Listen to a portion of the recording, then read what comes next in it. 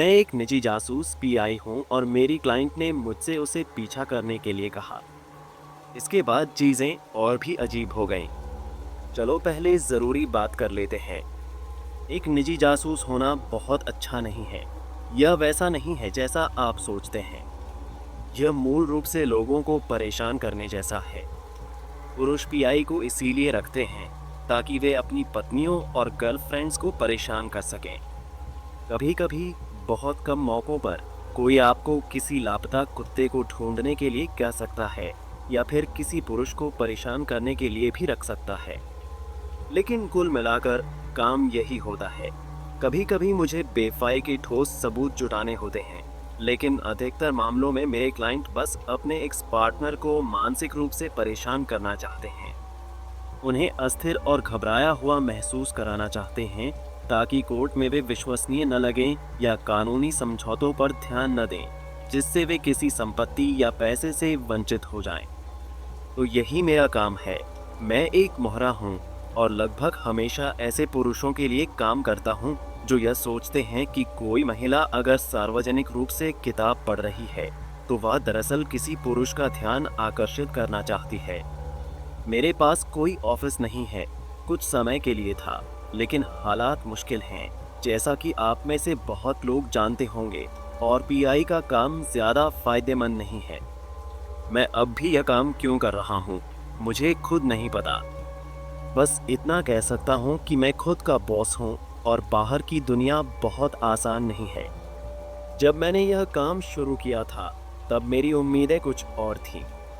अगर किसी को कोई ऐसा व्यक्ति चाहिए जिसे पुलिस ट्रेनिंग के दौरान इंश्योरेंस फ्रॉड में दोषी ठहराया गया हो, तो मुझे बताएं। वरना मैं अपने दम पर लोगों का पीछा कर रहा हूँ, कार में सो रहा हूँ और सस्ते होटलों में रातें बिता रहा हूँ। तो जब किसी ने मुझसे संपर्क किया और कहा कि वे चाहते हैं कि मैं उनका पीछा करूं, तो मुझे लगा कि यह कोई अजीब फैंटेसी होगी। मेरा एक भतीजा है जो आर्ट स्कूल गया था और अब कार्टून कैरेक्टर की पेंटिंग बनाकर अच्छा पैसा कमा रहा है। वह माइकल एंजेलो के स्तर की कला नहीं बना रहा, लेकिन अपने परिवार का भरण पोषण कर रहा है। मैंने सोचा अगर यह काम उसके लिए ठीक है तो मेरे लिए भी ठीक ही होगा। जब मैं उस महिला से मिला तो मुझे हैरानी हुई कि वह देखने में कितनी सामान्य लग रही थी। हमारी मुलाकात एक पार्क में हुई जहां एक अच्छी सी बेंच थी। हल्की बारिश हो रही थी, लेकिन हमने इसे ज़्यादा तवज्जो नहीं दी। हमने वहीं बैठकर बातचीत की। दोनों के पास टेप रिकॉर्डर थे और हम अपने समझौते को अंतिम रूप दे रहे थे। उसने कहा कि उसे मैं पसंद आया। अगर ऐसा ना होता तो वह अपनी कार से बाहर ही नहीं निकलती। उसके मुंह से यह सुनना अच्छा लगा। आकर्षक महिला थी, पेशेवर दिख रही थी। तब मुझे नहीं पता था, लेकिन बाद में समझ आया कि वह एक फॉरेंसिक अकाउंटेंट थी। हमारी बातें आगे बढ़ीं। उसने कभी अपने असली इरादे नहीं बताए, लेकिन बाद में मुझे समझ में आया कि वह खुद को पसंद करना सीख रही थी। वह होशियार थी, सफल थी और काफ़ी सुंदर भी थी। अगर आप परफेक्ट सिमेट्री या आईब्रो जैसी चीज़ों की चिंता न करें, बल्कि यह देखें कि किसी की मुस्कान उसकी आंखों तक पहुंचती है या नहीं, या हंसी कितनी स्वाभाविक और दिल से आती है। लेकिन उसका बचपन बेहद गरीबी में गुजरा था। किशोरावस्था में न तो वह दंत चिकित्सक के पास जा सकती थी, न जिम, और न ही घर का ताज़ा बना खाना खा सकती थी। थोड़ा भारी शरीर, दागदार त्वचा और बाल इतने छोटे कि खुद ही कैंची से काट लेती थी, क्योंकि वह और उसकी माँ उस मोटल से शैम्पू और साबुन चुरा कर इस्तेमाल करते थे जहाँ वे सफाई का काम करती थीं। जब उसने अपनी क्लास के हैंडसम लड़कों से अजीबोगरीब सवाल पूछे तो उसे ज़्यादातर बार नाकामी ही हाथ लगी। ऐसा नहीं था कि वह पूरी तरह से अकेली थी। उसकी एक सोशल लाइफ थी, लेकिन गरीब बच्चों को जल्दी बड़ा होना पड़ता है। प्रोम एक लग्जरी है, पेट भरना ज़रूरी है। अगर आप समझते हैं तो समझते हैं, वरना शायद आपको यह अंदाज़ा भी नहीं होगा कि इस देश में कुछ बच्चों की ज़िंदगी कितनी कठिन हो सकती है। खैर, उसने इस मुश्किल ज़िंदगी से बाहर निकलने के लिए कड़ी मेहनत की, पढ़ाई की, अच्छी नौकरी पाई, और जब तक उसने अपनी सफलता का जश्न मनाना शुरू किया, वह 35 साल की हो चुकी थी और अपने पुराने ट्रेलर से 1000 मील दूर थी। और अब वह अच्छी दिखती थी। आईने में दिखने वाली महिला उसके लिए एक अजनबी थी, जिससे वह खुद मिलना चाहती थी। मेरा मानना है कि उसने मुझे अपने बारे में अधिक जानने के लिए ही हायर किया था। अगर मुमकिन होता तो शायद वह खुद को ही कार में बैठकर देखती, कैसे वह बारिश से बचने के लिए हल्की दौड़ लगाती है, कैसे वह लाइन में खड़े होकर एयरपोर्ट्स में गाने सुनते हुए हल्के हल्के झूमती है, यह सोचकर कि कोई देख नहीं रहा। वह खुद को देखना चाहती थी, लेकिन चूंकि वह न तो टाइम ट्रैवल कर सकती थी और न ही खुद की क्लोन बना सकती थी, इसलिए उसने मुझे एक तरह के प्रॉक्सी के रूप में हायर कर लिया। मेरी खुद की कुछ सीमाएं थीं, जो मुझे किसी मुश्किल में नहीं डालती। कई दिनों तक काम पर मिलने और बात करने के बाद हमने एक कॉन्ट्रैक्ट तय किया, जिसमें यह था कि मैं उसे जितना संभव हो सके चुपचाप देखूंगा। तस्वीरें, वीडियो, गुप्त रिकॉर्डिंग्स, कभी कभी थोड़ा और, लेकिन कुछ भी शारीरिक नहीं। एक बार उदाहरण के लिए उसने टैक्सी में अपना हैंडबैग छोड़ दिया था, तो मैंने उसकी सारी चीज़ें गिनी और एक पुरानी ब्लैक एंड वाइट पोलारॉइड से उसकी तस्वीर खींची। यह तस्वीर किसी आर्ट गैलरी में रखी जाने वाली किसी फोटोग्राफ की तरह लगी। मेरा भतीजा इसे आवाम गर्द कहता। उसे यह पसंद आई। उसने मुझे बोनस भी दिया। वैसे भी यह सब लगभग 6 महीने तक ऐसे ही चलता रहा। वे दिलचस्प दिन थे। मैं उसका पीछा करता, रेलवे स्टेशनों पर नजर रखता, खुली पार्किंग में दौड़कर उसकी कार में ट्रैकर लगाता, पुल पर खड़ा होकर उसके बैग में एयर टैग गिरा देता जब वह पास से गुजरती। यह किसी जासूसी फिल्म जैसा था। उसने तो मुझे उन्नत उपकरण खरीदने के लिए पैसे भी दिए। पागलपन भरी चीजें। एक कैमरा ऐसा था जिससे मैं अपनी बालकनी से बैठकर एक ब्लॉक दूर उसके फोन पर आए संदेश पढ़ सकता था। कभी कभी ऐसे दिन भी होते थे जब मैं इतनी ऊर्जा नहीं लगा पाता या लगाना नहीं चाहता था। पीछा करने के लिए अच्छी खासी फुर्ती की ज़रूरत होती है। जब ऐसा होता, जब मेरा मन भीड़ भाड़ वाली जगह में उसका पीछा करने या पूरे शहर में दौड़ लगाने का नहीं करता, तो मैं शोध करता। मैं ये पता लगाने की कोशिश करता कि यह औरत पहले कौन थी। मैंने फर्जी फेसबुक प्रोफाइल बनाए और उसके पुराने स्कूल के दोस्तों, पूर्व शिक्षकों, प्रेमियों से संपर्क किया। सबसे मेरा पूरा काम उसे समझने का था, जैसे वह कोई देश हो समझ रहे होना। और कोई देश सिर्फ पहाड़ों, नदियों और सीमाओं से नहीं बनता। देशों का इतिहास भी होता है। वह मेरी इस पहल से खुश थी। जब मैंने उसे अपना शोध दिखाया तो उसने जो संदेश भेजा वह मेरी मेहनत की सराहना थी। बहुत समय बाद किसी ने मुझे अच्छा काम किया कहा था। ऐसा लग रहा था जैसे किसी बच्चे को स्वर्ण सितारा, गोल्ड स्टार मिल गया हो। उस समय मुझे एहसास नहीं था, लेकिन मैं पूरी तरह उसके वश में था। पूरी तरह खो चुका था। मेरी नासमझी पर हंसी आती है। मुझे नहीं पता था कि मैं किस झमेले में पड़ रहा हूँ, लेकिन मैं इतना आत्मविश्वासी हो चुका था कि मुझे लगा कि उसके अतीत में ऐसा कुछ नहीं मिलेगा जिससे मुझे रातों की नींद खराब हो जाए। लेकिन लड़के, मैं कितना गलत था। उसकी माँ, यहीं से सब कुछ अजीब होना शुरू हुआ। मुझे समाचार रिपोर्टों से पता चला था कि उसकी माँ का ट्रेलर में निधन हो गया था जब उसकी बेटी कुछ दिनों के लिए अपने प्रेमी के साथ बाहर गई हुई थी। रिपोर्ट में लिखा था प्राकृतिक कारणों से मृत्यु, लेकिन मैं यह जानना चाहता था कि वे प्राकृतिक कारण क्या थे। अगर कोई आनुवंशिक बीमारी थी तो मुझे इसके बारे में पता होना चाहिए था। तुम सोच भी नहीं सकते कि ट्रेलर पार्क के मालिक ने मेरी इस बात पर कैसी प्रतिक्रिया दी। ऐसा लगा जैसे मैंने किसी बड़ी सरकार से उनके गुप्त दस्तावेज मांग लिए हों। वह एक पतली दुबली महिला थी, लेकिन जैसे ही मैंने नाम लिया उसने मुझ पर सवालों की बौछार कर दी।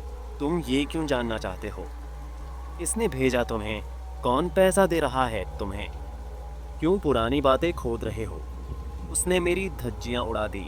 मैंने इसे अनदेखा किया, मान लिया कि यह सामान्य दुनिया में मिलने वाले अजीब लोगों में से एक थी। फिर मैंने दूसरा तरीका अपनाया। मैंने ट्रेलर पार्क के पुराने निवासियों को कॉल करना शुरू किया। लेकिन जैसे ही मैंने उसका नाम लिया, हर किसी ने फोन काट दिया, सिवाय एक के। कुछ लोग बात करने के लिए तैयार रहते हैं, और यह बूढ़ा आदमी भी उन्हीं में से एक था। उसके पास हर चीज के बारे में कहने को बहुत कुछ था, राष्ट्रपति से लेकर सोशल मीडिया तक। मैंने उसे बोलने दिया और धीरे धीरे अपनी बात की तरफ बढ़ा। शुरुआत में मैंने बताया कि मैं इस क्षेत्र के इतिहास पर शोध कर रहा हूँ, ताकि जब मैं असली सवाल पूछूं तो ज्यादा संदेह न हो। धीरे धीरे मैंने उसे उस महिला की मौत की तरफ ले जाना शुरू किया, जो कुछ साल पहले उसके पास वाले ट्रेलर में रहती थी। जैसे ही मैंने उसका नाम लिया, माहौल में एक अजीब सा बदलाव आ गया। फोन पर भी महसूस हो रहा था। एक पल के लिए तो मुझे लगा कि यह बूढ़ा भी फोन काट देगा। फिर मैंने उसकी सूखी होंठों की आवाज़ सुनी, जैसे वह गहरी सोच में डूबा हो। फ्रांसिन के साथ जो हुआ वह उसके लायक नहीं था, उसने थोड़ी देर बाद कहा। वह कोई अच्छी औरत नहीं थी। उसने अपनी बेटी के साथ भी अच्छा व्यवहार नहीं किया। लेकिन जो हुआ वह उसके साथ नहीं होना चाहिए था। शायद अगर वे उसे पहले ढूंढ लेते तो वे सफ़ेद कोट वाले लोग कुछ और सबूत जुटा सकते और उसकी उस नालायक औलाद को हमेशा के लिए अंदर कर सकते। लेकिन मेरी समझ के मुताबिक उसके बचने के लिए कुछ बचा ही नहीं था। और फिर उसने फ़ोन काट दिया, मुझे हज़ारों सवालों के साथ छोड़कर। यह सब मेरे लिए बहुत परेशान करने वाला था। अब तक मेरे इस नए पेशे में मेरी किस्मत अच्छी रही थी। कहते हैं सावधान रहो कि तुम किस चीज़ में माहिर बन रहे हो। दुखद सच्चाई यह थी कि मैं पीछा करने, स्टॉकिंग में अच्छा होता जा रहा था, और यह मेरी पहली असली रुकावट थी। मुझे याद आया जब उसने मुझे अच्छा काम किया कहा था, और यह बात मुझे परेशान कर रही थी कि मैं उसके जीवन के इस महत्वपूर्ण हिस्से के बारे में कुछ नहीं कर सकता था। और शायद मेरे मन में अब भी इस बात की टीस थी कि मैं एक असफल पुलिसकर्मी था। अगर कोई मुझे कोई समस्या देता तो मैं खुद को उसका हल खोजने में पागल कर सकता था। तो मैं अपनी कार में कूदा और देश के दूसरी तरफ लगभग स्थित ट्रेलर पार्क की ओर चला गया। पता नहीं क्या उम्मीद कर रहा था कि वहां मिलेगा। वैसे भी वो ट्रेलर अब वहां नहीं हो सकता था, और वाकई वहां नहीं था। लेकिन जो बात अजीब लगी वो यह थी कि उस जगह पर कोई नया ट्रेलर नहीं लगाया गया था। जमीन में बस एक गड्ढा था, लगभग सही आकार का, और कुछ नहीं।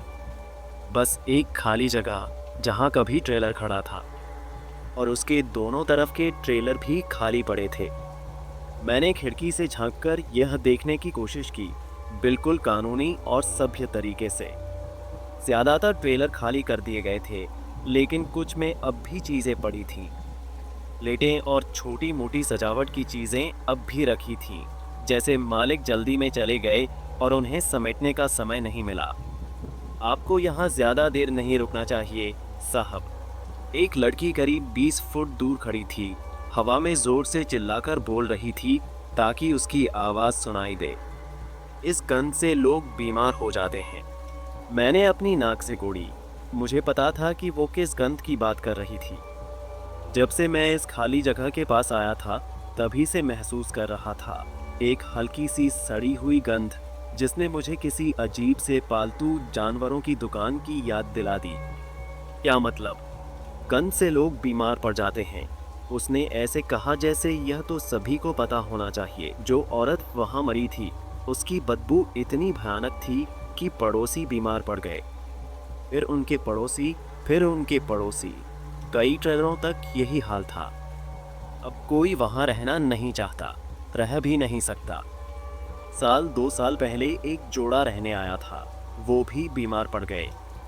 पापा कहते हैं कि ये जगह अपशगुन है। वहाँ के गड्ढे के पास तो चूहे भी नहीं जाते।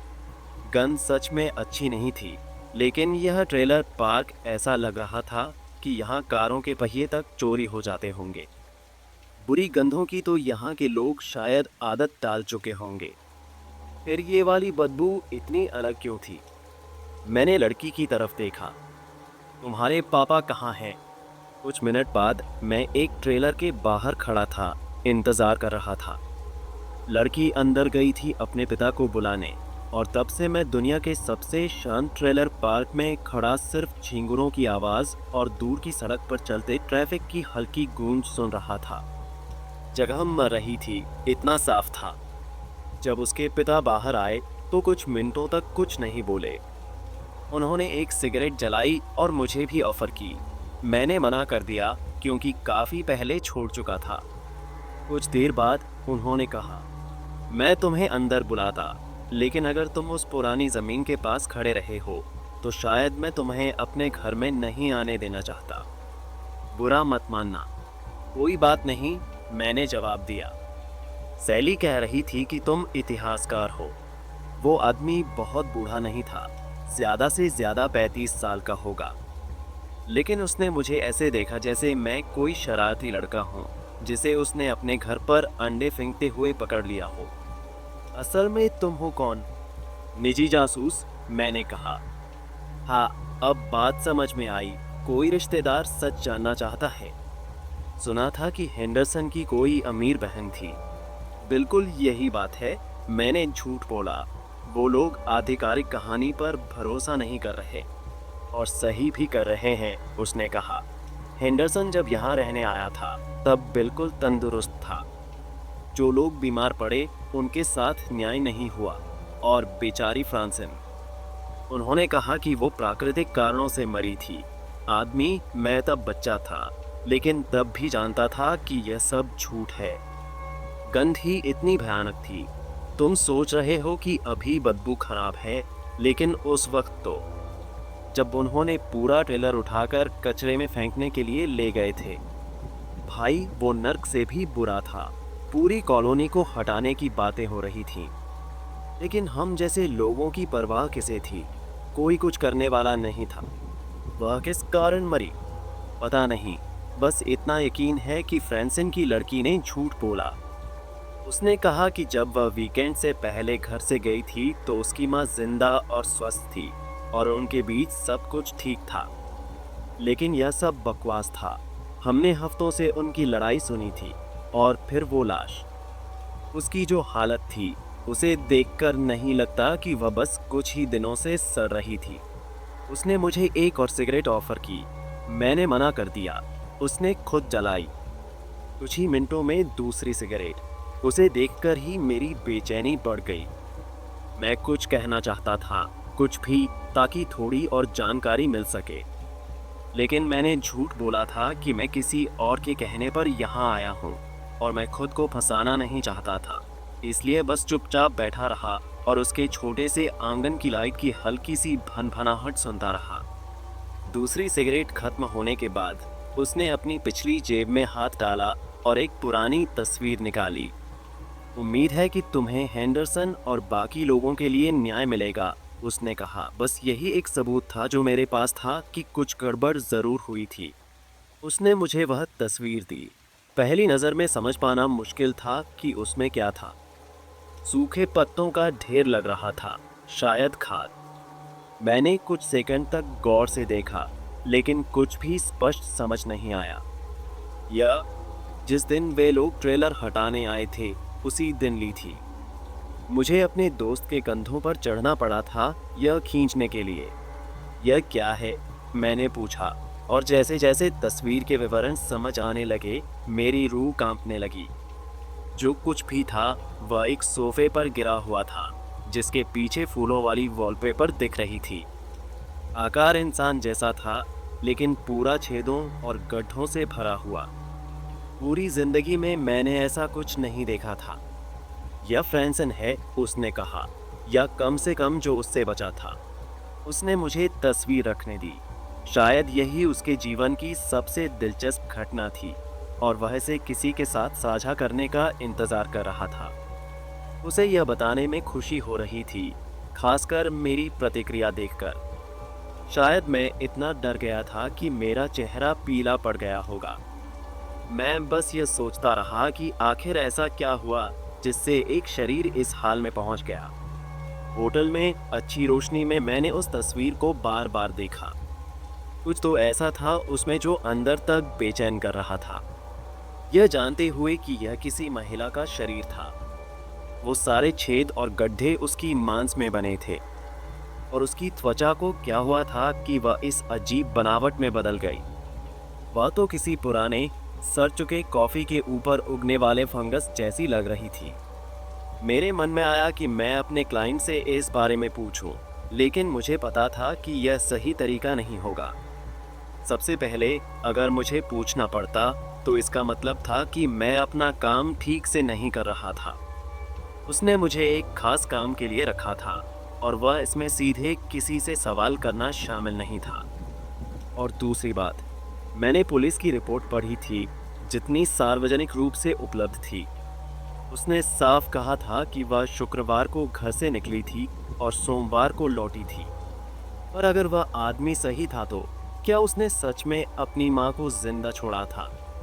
देखो, लोग हत्या करते हैं, सिर्फ मनोरोगी ही नहीं बल्कि हमारे जैसे आम लोग भी। हर दिन ऐसा होता है और कई बार वे बच भी जाते हैं। अमेरिका में आधे से ज्यादा हत्याओं के अपराधी कभी पकड़े ही नहीं जाते। अगर कोई इन आंकड़ों के सही पक्ष में हो सकता था तो वह मेरी क्लाइंट थी। वह बहुत तेज दिमाग की थी। सिर्फ 17 साल की उम्र में भी वह इतनी चालाक रही होगी कि अपने रास्ते के सारे सबूत मिटा सके। कहीं किसी प्रेमी के पास गई होगी, उसे मजबूर किया होगा कि वह उसे अलविदा दे। हाँ, यह तो हो सकता है। अब बस मुझे यह पता करना था कि उस ट्रेलर वाले अपराध स्थल पर असल में हुआ क्या था। शुक्र है कि अभी भी मेरे कुछ दोस्त पुलिस में थे, जिनमें से एक पर मेरा थोड़ा दबदबा भी था। शुरू में उसे माँ के बारे में ज़्यादा जानकारी नहीं मिली, लेकिन फिर मैंने उसे तस्वीर दिखाई और पूछा कि क्या वह इसे अपने साथियों को दिखाकर कुछ पता कर सकता है। इससे अच्छे नतीजे मिले।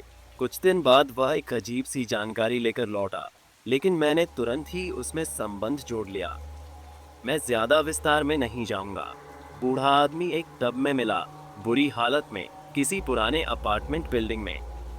उस बिल्डिंग को बाद में खतरनाक घोषित कर दिया गया, जो अपने आप में थोड़ा अजीब था क्योंकि आमतौर पर लाशें इतनी बड़ी परेशानी पैदा नहीं करती। लेकिन जब पता चला कि वह लाश इतनी भयानक स्थिति में थी कि 3 लोग बीमार पड़ गए और इमारत की संरचना को स्थायी नुकसान पहुंचा, तब यह कम अजीब लगा। जो कुछ भी उस आदमी के साथ हुआ था, उसने टब को अंदर से सड़ा दिया और उसकी लाश के तरल पदार्थ फर्श और दीवारों में रिस गए। प्लास्टर बोर्ड तो पूरी तरह खराब हो गया और यहाँ तक कि मजबूत स्टील और कंक्रीट को भी नुकसान पहुंचा। मुझे नहीं पता कि यह कैसे हुआ, लेकिन रिपोर्ट यही कहती थी और तस्वीरों को देखकर लग रहा था कि यह कोई झूठी कहानी नहीं थी। जहाँ तक तस्वीरों की बात है, मैं क्या कहूँ, उन्हें देखकर मेरी रूह कांप गई। ये कोई धुंधले पोलारॉइड नहीं थे जो किसी बच्चे ने खींचे हों। ये पेशेवर अपराध स्थल की तस्वीरें थीं, जिनमें टब में बड़ा कुछ दिख रहा था, जिसे इंसान समझने के लिए मेरी आंखों को कुछ संकेत ढूंढने पड़े। वह किसी बालों से भरे कागज के छत्ते जैसा दिखता था, लेकिन उंगलियां, निपल्स और अन्य छोटे छोटे अंग से एक इंसानी शरीर बना रहे थे। लेकिन कोई चेहरा नहीं था, सिर्फ बस गंदे कागज की प्लेटों के ढेर जैसा लग रहा था। उन तस्वीरों को देखकर मैंने पहली बार एक नया शब्द सीखा, ट्राइपोफोबिया।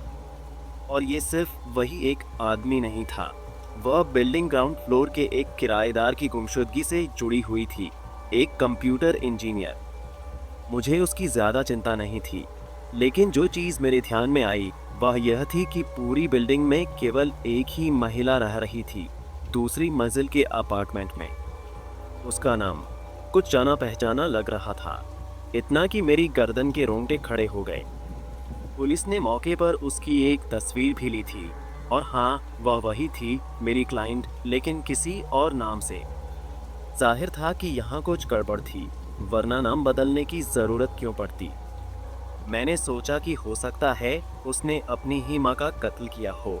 आमतौर पर माता पिता और जीवन साथी ही पीड़ित होते हैं, लेकिन उस दूसरी लाश से उसका क्या रिश्ता था और वह गुमशुदा आदमी कहाँ गया? ऐसा लग रहा था जैसे किसी हॉरर फिल्म ने उसे घेर लिया हो और उसे इसकी कोई भनक तक न हो। जर्जर इमारतें और सड़े हुए ट्रेलर एक पेशेवर अकाउंटेंट की छवि से बिल्कुल मेल नहीं खाते थे, जो ओट मिल्क लाटे पसंद करती थी और अपने दांत पचाने के लिए चीनी की जगह स्वीटनर इस्तेमाल करती थी। लेकिन सबूत सामने थे। उसकी तस्वीरें थीं जो ये साबित करती थीं कि वह वहां रह चुकी थी। अगर मुझे इस राज को सुलझाना था तो मुझे उन लाशों के बारे में जानना था। पुलिस से मिली जुली मदद लगभग खत्म हो चुकी थी और सच कहूं तो उनके पास भी मुझसे ज्यादा जानकारी नहीं थी। लेकिन अच्छी बात यह थी कि वह बिल्डिंग अब भी खड़ी थी। खतरनाक घोषित होने के बावजूद उसे गिराया नहीं गया था। शायद कोई जिम्मेदारी लेने को तैयार नहीं था, या फिर यह उन बायोहाजर्ड चेतावनियों की वजह से था जो हर खिड़की और दरवाजे पर चिपकी हुई थीं। अच्छी बात यह थी कि मैं गैस मास्क लेकर आया था। मैंने सूर्यास्त का इंतज़ार किया, खुद को तैयार किया और उस अनलॉक दरवाजे से अंदर घुसा। दरवाज़ा खोलते ही जो चीज़ सबसे पहले महसूस हुई वह थी गंध, ट्रेलर पार्क जैसी ही, लेकिन और भी तेज़ और गर्म। यह गंध मुझे छिपकलियों और गंदे टेरारियम्स की याद दिला रही थी। इतनी तीव्र कि मास्क के बावजूद मेरी आंखों में पानी आ गया। जैसे ही मैंने चारों तरफ देखा, एक बात साफ हो गई, यह बिल्डिंग बीमार थी। यह बस पुरानी या टूटी फूटी नहीं थी, यह कुछ और ही थी। ऐसा लग रहा था जैसे किसी जाम पाइप के अंदर खड़े हों। जैसे लाइम स्केल पाइप को भर देता है, वैसे ही यह जंग लगे तैलीय पदार्थ ने दीवारों को ढक दिया था और उन्हें चिपचिपा और मुलायम बना दिया था। छत से रस्सी जैसी लटकी चीजें झूल रही थीं, जैसे पुरानी पार्टी की सजावट हो, और मैं उनसे बचकर निकल रहा था, डरते हुए कि अगर कोई मुझे छू गया तो क्या होगा। मेरी सबसे अच्छी सोच यह थी कि यह चीज़ बिल्डिंग को बचा रही थी। जो भी नरम या जैविक था वह खत्म हो चुका था। कोनों में केवल पुराने छाते के ढांचे खड़े थे। उनकी कपड़े की परत जल चुकी थी या गल गई थी। कालीन के सिर्फ कुछ छोटे टुकड़े बचे थे और सीढ़ियों के नीचे रखे पुराने गत्ते के डिब्बे लगभग तरल बन चुके थे, एक दूसरे के ऊपर बहते हुए। लेकिन सबसे भयानक दृश्य मुझे पीछे के कमरे में मिला। शायद यह झाड़ू रखने की छोटी सी जगह थी। मैं अंदर नहीं जाता, लेकिन वहां एक पुराना जूता दिखा जिस पर वह तैलीय परत नहीं थी। यह हाल ही की गतिविधि का संकेत था। इसके अलावा दरवाजा थोड़ा खुला था, जिसने मेरे शक को और बढ़ा दिया। अब भी मुझे समय रेखा समझ नहीं आती, लेकिन शायद कोई बेघर आदमी जो वहां छिपा हुआ था, भयानक मौत मरा था। उसके शरीर पर केमिकल बर्न्स के निशान थे। वह कोने में दुबका पड़ा था, आंखें नहीं थीं और ऊपर मेरी ओर देख रहा था जब मैंने दरवाजा खोला। उसका गुलाबी मांस लाल नसों से भरा हुआ था और कहीं कहीं पीली हड्डियां झांक रही थीं। ऐसा लग रहा था जैसे वह दरवाजा खोलने की कोशिश कर रहा हो, क्योंकि वहां खून से सने उंगलियों के निशान थे। पूरे दरवाजे के किनारों पर गहरे लाल रंग की लकीरें थीं, खासतौर पर कुंडियों के पास। उसने खिड़की तोड़ने की भी कोशिश की थी, लेकिन उसे बाहर से सील कर दिया गया था। टूटी हुई कांच की धारें अब भी खून से सनी थीं। उसकी हथेलियां जरूर किसी ग्रेटेड चीज जैसी दिख रही होंगी। आखिर में उसने हार मान ली और उसी गंदगी में बैठ गया। इस ख्याल से ही मेरी छाती भारी हो गई। मैं इमारत के अंदर सिर्फ कुछ मिनटों से था और वह गंदगी पहले ही मेरे जूतों को गलाने लगी थी। मैं हर कदम पर अपनी रबर की सोल से हल्की चटचटाहट सुन सकता था। लेकिन वह आदमी, वह उसमें घंटों, दिनों या शायद हफ्तों तक फंसा रहा होगा। वह वहां फंस गया था, यह जानबूझकर किया गया था। मैं इसके बारे में पूरी तरह से निश्चित था। मेरे अंदर एक अजीब सा एहसास था। किसी ने उसके पीछे दरवाज़ा बंद कर दिया था और उसे धीरे धीरे मरने के लिए छोड़ दिया था। भगवान ही जाने क्यों, लेकिन क्या इसका मतलब यह था कि वे अब भी आसपास थे और मुझ तक पहुंचने का इंतज़ार कर रहे थे। मैंने इधर उधर देखा, लेकिन मुझे न तो सुरक्षित महसूस हुआ और न ही अकेला। छायाएं बहुत गहरी लग रही थीं और हर सतह से रिसने वाले उस बदबूदार तेल की लगातार टपक टपक टपक की आवाज़ बहुत एक समान थी। कोई न कोई उस गंदगी में रहता था और संभवतः वही उस गरीब आदमी की दर्दनाक मौत का जिम्मेदार था। इसका मतलब था कि उस भयानक जगह से निकलना मेरी प्राथमिकता थी, इसलिए मैं सीढ़ियों की ओर बढ़ा और चढ़ाई शुरू कर दी। अगर इस जगह में किसी भी सवाल का जवाब था, तो वह उसी अपार्टमेंट में होगा जहां वह बूढ़ा आदमी मरा था। जब मैं वहां पहुंचा, तो अपराध स्थल की पट्टी अभी भी दरवाजे के फ्रेम से लटकी हुई थी। टीवी और सोफा या जो कुछ भी उनका बचा था, अभी भी उसी जगह पर था जैसा कि तस्वीरों में देखा था। कभी वह बूढ़ा आदमी कचरा इकट्ठा करने वाला था और मुझे आश्चर्य हुआ कि अपराध स्थल की जांच करने वालों ने उसका सारा सामान अभी तक क्यों नहीं हटाया था। वह सब कुछ अभी भी वही था, बस अब अखबारों और पत्रिकाओं का वह ढेर जो कभी कमर तक ऊंचा था, अब किसी जमी हुई लुगदी जैसा हो गया था, मानो किसी बहते हुए लावा को अचानक ठंडा कर दिया गया हो। पूरी जगह उसी से ढकी हुई थी, दीवारों पर चढ़ती हुई और यहाँ तक कि छत के कुछ हिस्सों में भी। वह जगह किसी भयानक मकड़ी के घोंसले जैसी दिख रही थी और वही उस चिपचिपे तरल का स्रोत प्रतीत हो रही थी। हर मोड़ और सिलवट से वह अजीब सा द्रव बाहर रिस रहा था। इसे देखना लगभग सम्मोहक था, जैसे कांच की छोटी बूंदें जो चट्टानों की परतों की तरह बह रही थीं। उनमें एक हल्की, लगभग अदृश्य सी धड़कन थी। मुझे नहीं पता क्यों, लेकिन मैंने धीरे धीरे अपनी उंगली से उस सतह को छू लिया। वह किसी मशरूम के निचले हिस्से की तरह महसूस हुआ, नरम और आमंत्रित करने वाला।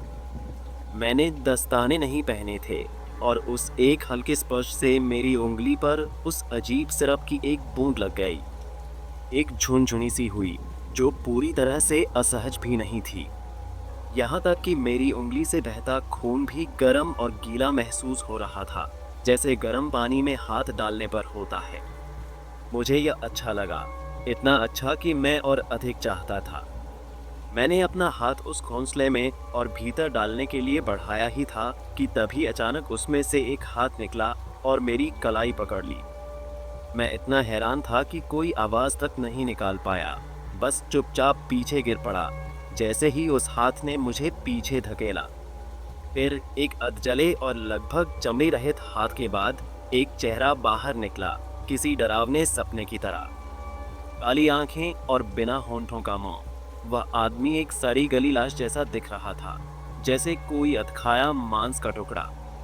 डर के मारे मैं हड़बड़ाकर खड़ा हुआ और तभी महसूस हुआ कि उसने एक ही झटके में मेरी कलाई की लगभग सारी हड्डियां तोड़ दी थीं। तुम्हारा मांस अभी कच्चा है, उसने गुर्राते हुए कहा और फिर खुद को घोंसले से बाहर खींच लिया, मानो किसी भयावह जन्म की प्रक्रिया हो रही हो। मेरा मानसिक संतुलन डगमगाने लगा और अगले ही पल मैं नीचे की मंजिल पर था। मेरी आंखों से खून बह रहा था और दोनों हाथ पागलों की तरह दरवाजे का हैंडल खींच रहे थे।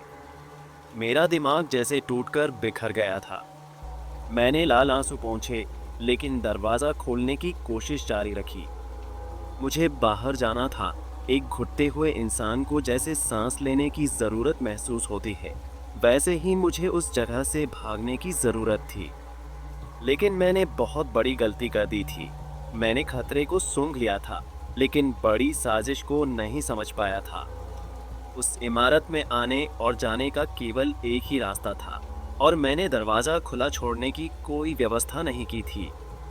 अब वो बंद हो चुका था और मेरी कोई भी कोशिश उसे खोल नहीं पाई।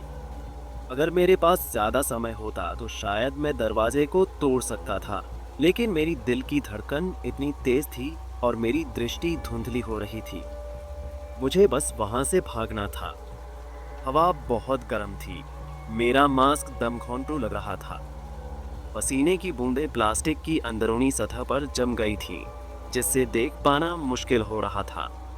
और मेरी कलाई का दर्द इतना तीव्र था कि स्पष्ट रूप से सोचना असंभव हो गया था।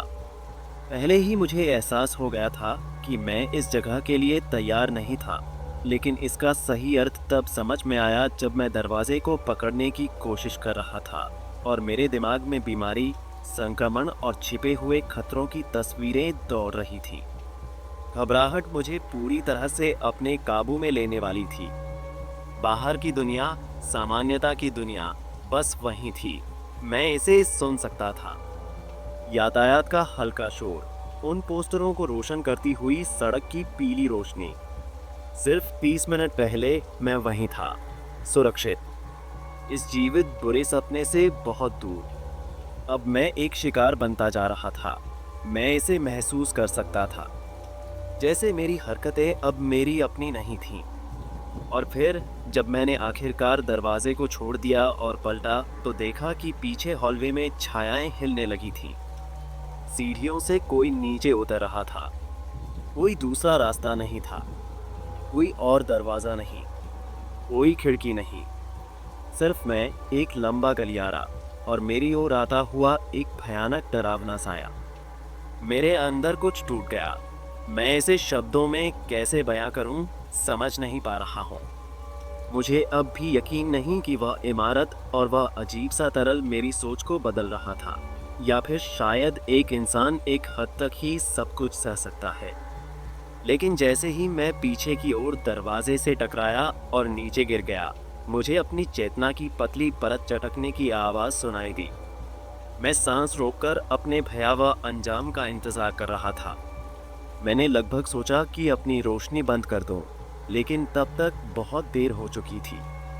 मैं उसे अपनी ओर आते देख सकता था। उसके कोई पैर नहीं थे, कमर के नीचे कुछ नहीं, सिर्फ जले हुए मांस के धागे जो सीढ़ियों पर पीछे घसीट रहे थे। वह अपने हाथों के सहारे घसीटते हुए मेरी ओर बढ़ रहा था। उसकी भूखी आंखें चमक रही थीं। जब तक मुझे होश आता, वह मेरे ऊपर था। एक हाथ से उसने मेरा मुंह दबा रखा था। उसकी हथेली में समुद्र की सी खार थी और दूसरे हाथ से वह मेरे बालों को सहला रहा था। और फिर एक पल में उसका व्यवहार पूरी तरह बदल गया। वह एक डरावनी चीख के साथ पीछे हट गया, जैसे मैंने उसे चाकू मार दिया हो। नहीं नहीं नहीं नहीं नहीं, वह बुदबुदाया। तुम्हें बताना चाहिए था। मुझे नहीं पता था। मैंने सोचा तुम कोई और हो। मुझे नहीं पता था। मैंने सोचा तुम मेरे लिए आए हो। मुझे नहीं पता था कि तुम उसकी हो। वह मुझसे दूर सरक गया, दोनों हाथों के बल पीछे हटते हुए, लेकिन उसकी आंखें अब भी मुझ पर जमी थीं। उसे बता देना कि मुझे नहीं पता था कि तुम उसकी हो। मैं दूर से सूंघ नहीं सकता जब तक बहुत पास ना आ जाऊं। अगर मैंने तुम्हें चोट पहुंचाई हो तो माफ कर दो। उसे बता देना कि मुझे खेद है। मैंने जानबूझकर तुम्हें नुकसान नहीं पहुंचाया। बात सिर्फ इतनी है कि मुझे खाने के लिए ज्यादा कुछ नहीं मिलता और मैं हमेशा भूखा रहता हूँ। फिर उसने अचानक एक इशारे में दरवाजे की चाबी मेरी ओर उछाल दी। वह फर्श पर सरकती हुई मेरे पैरों के पास आकर रुक गई। उसे बता देना कि मुझे नहीं पता था। अत्ता, तुम क्या हो? मैंने हकलाते हुए पूछा। उसने मुझे जिज्ञासा से देखा, जैसे मेरे चेहरे की प्रतिक्रिया समझने की कोशिश कर रहा हो। वह देखे जाने को पसंद करती है, उसने कहा, लेकिन मैंने बिना पूछे देख लिया और मुझे मेरी सजा मिल गई। तुम किसके बारे में बात कर रहे हो? मैंने पूछा। वह लगभग हंसा, लेकिन उसकी विकृत शक्ल की वजह से वह बस एक अजीब लाल टपकाती हंसी थी। तुम जानते हो, वह हाँफते हुए बोला, मूर्ख मत बनो। तुम मुझसे प्यार करते हो, मेरी तरह, लेकिन अलग तरह से। तुम्हें इजाज़त मिली है, मुझे नहीं मिली। लेकिन उसने मुझ पर दया की। उसने मुझे रहने के लिए अपना पुराना घोंसला दे दिया और मुझे बस वही खाने की इजाज़त है जिसे मैं खुद मारूं या फंसाऊं। अब मुश्किल हो गया है क्योंकि लोग यहाँ आने से बचते हैं, लेकिन कभी कभी मेरी किस्मत साथ देती है।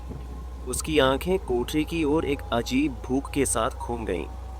इसका उससे क्या लेना देना है? मैंने पूछा। उसकी आंखों का रंग क्या है?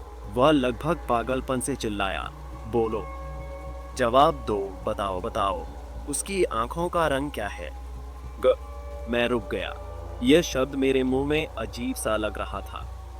नी, भू, नहीं नहीं, वह सरसराया, इनमें से कोई नहीं। जैसे ही वह उत्साहित लेकिन डरा हुआ महसूस कर रहा था, वह एक झटके में आगे बढ़ा और मेरे कपड़ों की कॉलर पकड़ ली। उसकी विकृत मुस्कान में एक अजीब चमक थी। संयुक्त, उसने एक रहस्यमय फुसफुसाहट में कहा। उसकी आंखें संयुक्त हैं। उसे जलन होती है, हमसे जानते हो, इसलिए कि हमें उससे प्यार करने का मौका मिला। और फिर वह अंधेरे में गायब हो गया और मेरे अंदर कुछ पूरी तरह टूट गया। मैं बेहोश हो गया। मुझे नहीं पता कि उसके बाद क्या हुआ। जब मुझे होश आया तो मैं अपनी कार में था, एक ट्रैफिक लाइट पर। मैंने भागने की कोशिश की थी, लेकिन ज़्यादा दूर नहीं जा पाया। कोई आश्चर्य की बात नहीं, मैं बीमार हो गया था, एक गहरी छाती की बीमारी, वही जो जिंदगी में कम से कम एक बार हर किसी को डरा देती है। और ये तो होना ही था, क्योंकि मैं बहुत ज़्यादा मूर्ख था। लेकिन मुझे माफ़ करना, मैंने ऐसे बुरे सपनों की उम्मीद नहीं की थी जो इंसानी समझ से परे हों। कोई इतनी दूर तक सोच भी नहीं सकता। तुम सोचते हो कि वहाँ नशेड़ी होंगे, मक्खियाँ होंगी, झुग्गियों में रहने वाले लोग होंगे, लेकिन वह आदमी, वह घोंसले से बाहर निकलता हुआ आदमी, और सिर्फ 2 हाथों के बल मेरी ओर दौड़ता हुआ। मेरी सोच चलते हुए तारों की तरह चटक रही थी, जैसे मेरे जूतों के तले भी पिघल रहे हों। असली जिंदगी में इस तरह की चीजें हमेशा अचानक सामने आ जाती हैं। तो मैंने इसकी कीमत चुकाई। 6 महीने, हे भगवान, 6 लंबे महीने। मुझे हर बुखार हुआ जो आप सोच सकते हैं। सेप्सिस, गुर्दे की विफलता, यकृत की विफलता। महीनों तक अपने ही तरल पदार्थों में डूबा रहा। इतना भयानक खांस रहा था कि नर्सें घबराकर भाग जाती। मैंने डॉक्टर से पूछा कि दीर्घकालिक प्रभाव क्या होंगे, और उसने असहज होकर उन चीज़ों की एक सूची पढ़ी जिससे एक सुखद जीवन की उम्मीद बेमानी लगने लगी। और अगर यह मेरे शरीर के लिए कठिन था, तो मेरे मन के लिए और भी बुरा था। वे बुखार में आए सपने। डॉक्टर कहते हैं कि जो कुछ भी मैंने उस इमारत में देखा, वह सब सिर्फ बीमारी का ही हिस्सा था। कहते हैं कि मैंने 3 दिन कोमा में बिताए और अजीब सपने आना आम बात है। मैं इसे मान भी लेता अगर यह मेरे दाहिने हाथ पर अब भी भर रहे चमड़ी के घाव को छोड़कर होता। कोई इसे समझा नहीं सका। मेरा क्लाइंट मिलने आया, बस एक बार। जीवन में कुछ क्षण सार्वभौमिक रूप से दुखद होते हैं, और उनमें से एक वह है जब आपको एहसास होता है कि जिससे आपको बहुत स्नेह है, उसे आपके लिए उतनी परवाह नहीं। कुछ परवाह थी, पर उतनी नहीं। वैसे भी यह हमेशा एक तरफा ही था, है ना? मैं उसे हर दिन देखता था, लेकिन अगर मैं अपना काम सही कर रहा था तो वह मुझे महीने में एक बार ही देखती। हमारा संबंध ज्यादा समय तक नहीं चला, शायद अच्छा ही हुआ। वह ऐसे चली गई जैसे कुछ हुआ ही न हो, लेकिन मेरे लिए, हे भगवान, ऐसा लगा जैसे किसी ने मेरा दिल चीरकर निकाल दिया हो। यहाँ तक कि जब उसने बताया कि वह क्यों आई थी, और यहाँ तक कि जो मैंने किया, उसके बाद भी मेरा दिल इतना टूटा हुआ था कि ठीक से खड़ा भी नहीं हो पा रहा था। उसके बाद कई बार ऐसा लगा कि काश यह बीमारी मुझे पूरी तरह से ले जाती। शायद यही हार मानने का भाव था जिसने इसे और बदतर बना दिया। कौन जाने। वह मेरे पास एक सिफारिश मांगने आई थी, और कुछ नहीं, वह ठंडी नहीं थी, बिल्कुल नहीं। लेकिन उसके भीतर एक निराशा थी जब वह मेरे बगल में बैठी और मुझे गौर से देखा। मुझे तुम्हारी पहल पसंद आई, उसने कुछ देर बाद कहा, लेकिन नतीजे ने मुझे प्रभावित नहीं किया। आखिर वहाँ क्या हुआ था, मैंने पूछा, और भले ही मेरी आवाज़ इतनी धीमी थी कि मैं खुद ही मुश्किल से सुन सका, उसने हर शब्द स्पष्ट रूप से सुना। एक पल के लिए जिस तरह से उसने विचार किया, मुझे लगा कि वह मुझे सीधा जवाब देगी। तुम्हें पता है, मेरी माँ कहती थी कि पुरुष बदसूरत औरतों को नहीं देखते। वे जानते हैं कि वे मौजूद हैं, लेकिन जैसे जादू से उन्हें अपने दिमाग से मिटा देते हैं। माँ कहती थी कि हमें थोड़ा साधारण रहना चाहिए। इतनी सुंदर कि एक रात के लिए साथ रखा जाए, लेकिन उससे ज़्यादा हुई तो हर जगह समस्याएं खड़ी होने लगेंगी। वह आदमी एक समस्या था। माँ मुझे ध्यान आकर्षित करने के खतरे के बारे में चेतावनी दे रही थी, लेकिन मूर्ख मैंने इसे अपना नशा बना लिया। मुझे लगा कि तुम्हारे साथ एक दूरी बनी रहेगी, एक अनुबंधित मोहब्बत। उसने गहरी सांस ली, जैसे किसी थकान भरे दिन के बाद। पता नहीं, शायद माँ सही थी या हास्यास्पद है। शायद मक्खी को मकड़ी की प्रशंसा नहीं करनी चाहिए। या तो वह उसे देखती है और डरती है, या उसे पता ही नहीं चलता कि क्या होने वाला है जब तक बहुत देर न हो जाए। शायद माँ यही कहना चाहती थी कि मैं दूसरी राह चुनूं। लेकिन अदृश्य रहना कोई मजा नहीं है। तुमने इतना समय मुझे देखते हुए बिताया, मेरा पीछा किया। क्या देखा तुमने? मैंने उसे तब तक देखा जब तक मेरी आंखों में पानी नहीं भर आया और मेरे सिर में दर्द होने लगा। मुझे नहीं पता, मैंने झूठ बोलने की कोशिश की। सच बोलो। उसने मेरी ओर देखा और हवा में कुछ बदल गया। क्या? मुझे नहीं पता। गर्मी। हे भगवान, बहुत गर्मी, जैसे सूरज को सीधे देखने पर महसूस होता है। मुझे याद है हार्ट रेट मॉनिटर का अचानक तेज हो जाना, और फिर मुझे याद है महीन पारदर्शी पंख और खुरदुरी त्वचा, गाल के अंदर घुसा हुआ एक कीड़ा, जीभ पर चिपका एक जोंक, एक परजीवी जो त्वचा छोड़ने को तैयार नहीं। और फिर एक पल में मेरी नज़रें साफ हुईं और मेरे सामने बस एक आम औरत थी, कोई जिसे मैं प्यार कर सकता था। मैंने जवाब दिया, जैसे शब्द खुद ही बाहर आ गए। कोई जिसे मैंने प्यार के योग्य समझा। देखा, उसने कहा, तुम्हारा संस्करण ज़्यादा अच्छा नहीं लगता क्या? मैं फिर रो पड़ा। दिल तेज धड़क रहा था। दुनिया किसी पिघलते मक्खन की तरह थी, किनारों से नरम होती हुई। उसने मेरे दिमाग के साथ जो किया वह किसी ऑपरेशन से कम नहीं था। मुझे एक सिफारिश चाहिए, उसने कुछ देर बाद कहा। मैं खुद को देखना चाहती हूँ। मैं आईने में देखती हूँ, लेकिन वह नहीं दिखता जो तुम्हें दिखता है। मैं चाहती हूँ कि कोई कलाकार मेरा चित्र बनाए, मेरा एक रूप। यह आसान नहीं होगा। इतने समय में तुमने शायद मुझे सीधा देखा भी नहीं, कुल मिलाकर 5-10 मिनट से ज़्यादा नहीं। हमेशा मेरे बाल या सिर का पिछला हिस्सा तुम्हारी नज़रों को बाधित करता रहा, लेकिन अब नहीं। मैं एक चित्र चाहती हूँ। मुझे जानना है कि तुम क्या देखते हो। उन कलाकार का क्या करोगी? मैं कुछ नहीं करूँगी, जानबूझकर तो बिल्कुल नहीं। लेकिन अगर तुम किसी से सूरज का चित्र बनवाने को कहो तो उम्मीद करो कि उसकी आंखें खराब हो जाएंगी। जो मुझे चित्रित करेगा वह अपने कमरे में बैठे बैठे सूरज को देखेगा। अंधा होना तो सबसे छोटी परेशानी होगी। अब बताओ, तुम्हें कोई कलाकार याद है?